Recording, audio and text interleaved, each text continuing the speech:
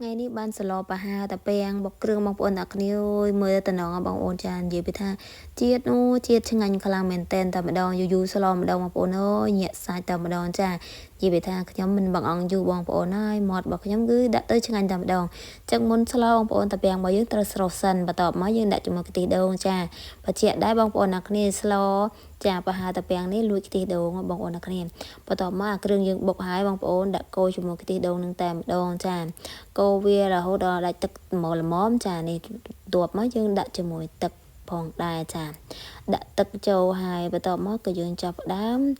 ដាក់តាពាំងចូលតែម្ដងចាចិនតាពាំងរបស់យើងនេះចិត្តខ្លួនឯងបងប្អូនចានិយាយថាឆ្ងាញ់អូយឆ្ងាញ់បងប្អូនហើយចាបងប្អូនអាចធ្វើញ៉ាំបានបងប្អូនលួចខ្ទិះដូងក៏បានលួចជាមួយទឹកដោះគោឆៅក៏បានដែរនិយាយថារសជាតិអីអែមហ្មងបងប្អូនចាញ៉ាំហើយគឺដឹងថាជាប់ចិត្តអារម្មណ៍តែម្ដងបើយើងស្លបែបធម្មតាដាក់ខ្ទិះដូងឬអត់ដាក់ជាមួយដល់គោឆៅវាអត់សូវឆ្ងាញ់ទេបងប្អូនប៉ុន្តែបើដាក់ទៅប្លែកម្យ៉ាងដែរបងប្អូនចាបន្ទាប់មកយើងដាក់ជាមួយនឹងធាងល្ពៅបងប្អូនចាធាងល្ពៅរៀងរឹងយើងដាក់មុនគេចាបន្ទាប់មកដាក់វាចេងល្មមតាមចំណង់ចំណូលចិត្តបងប្អូនចាបន្ទាប់មកទៀតយើងដាក់ទឹកត្រីបន្តិចដែរបងប្អូនចារួចហើយកុំភ្លេចរឿងអំបិលក្រួសបងប្អូនស្លដើមអំបិលក្រួសគឺឆ្ងាញ់គ្រប់ស្លតែម្ដងចា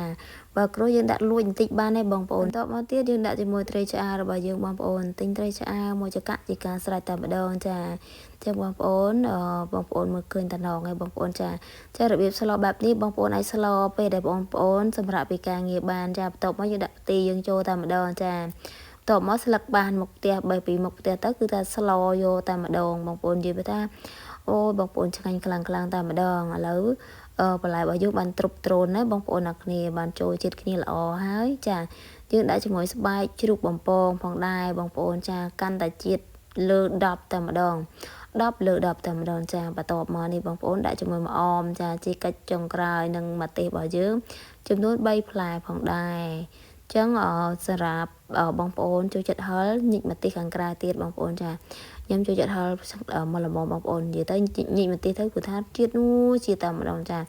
ញ៉ាំហើយចង់ញ៉ាំទៀតនិយាយថារសជាតិដិតអារម្មណ៍តែម្ដងបងប្អូនចាស្លនេះស្លខ្មែរបងប្អូនចាអាចធ្វើញ៉ាំបានចានៅពេលតនេះចឹងបងប្អូនដល់វគ្គខ្ញុំកាយដាក់ចានណាចានិយាយថាកាយហ្មងតែព្រោះអីចានឹងចូលចិត្តចាញ៉ាំបែបលឿនហើយញ៉ាំចាអត់ធាត់ចាឥឡូវដូចថា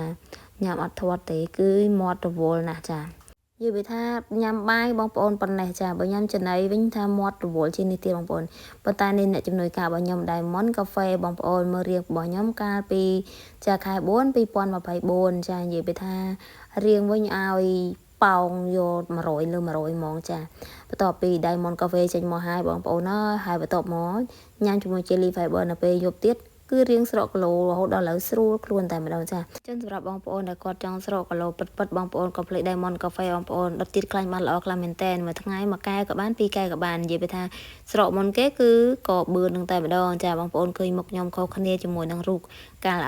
2024ខែ4ណាបងប្អូនគឺថាខុសគ្នាដាច់តែម្ដងចាចឹងបងប្អូនតែឥឡូវមានរង្វាន់ក៏បានភ្លាមតែម្ដងបងប្អូនចា